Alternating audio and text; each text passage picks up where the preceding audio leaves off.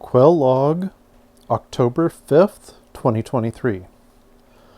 So this morning came down and opened the door to my shed, and there were two quails sitting here on the floor looking at me. I'll try to insert the photo here. And this section right here was sitting on the floor with them too. And I had somebody getting ready to jump out as I came in the door, and I didn't know exactly what was going on. And set myself down, went and pushed at least the one back in, and then closed it up. And then I realized I had at least six that were on the floor because they were hiding over on the other side of the cages here. So with that, went through and actually got everyone that I found on the floor back in. And so, but trying to count these guys has been a nightmare. I've always believed I had 26 in there, but I've never had a full count. So today I took this bucket down here and we pulled all the birds out and counted them. I had 25 that were actually in there. So that, and with the one loss, that would actually be correct, that we started out with 26 and there was 25 left. So I found all the birds, they're all back in there.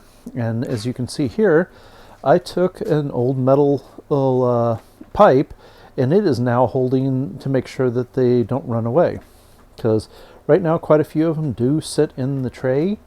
As you can see right here, most of the tray has different birds in it. So I usually have to dump it every night. The majority of them, I'd say at least half, can easily get into the tray.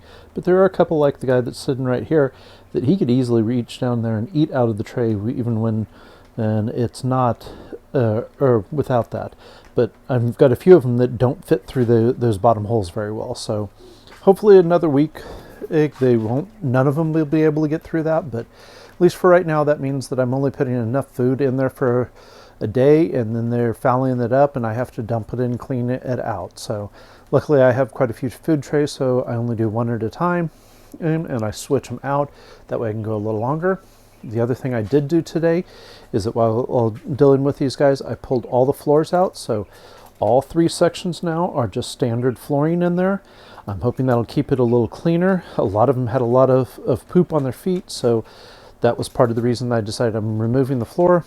I'll see when I come down tonight whether I need to put at least one of the floors back in on the end to give them a warmer spot. But I think at this point they're almost 2 weeks old, or they will be 2 weeks this evening.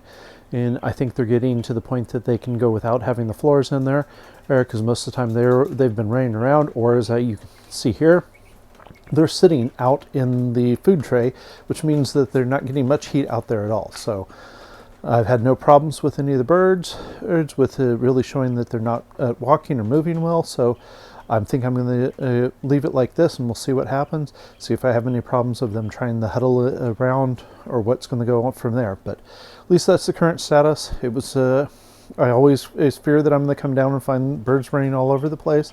Hey, so luckily this time all 7 that were out and about were right around the cage. They hadn't went very far, so I didn't have to chase down birds all over the place. But I know it's going to happen, but I really hope it doesn't, and that's what is going to go on. So that's all for today. Bye.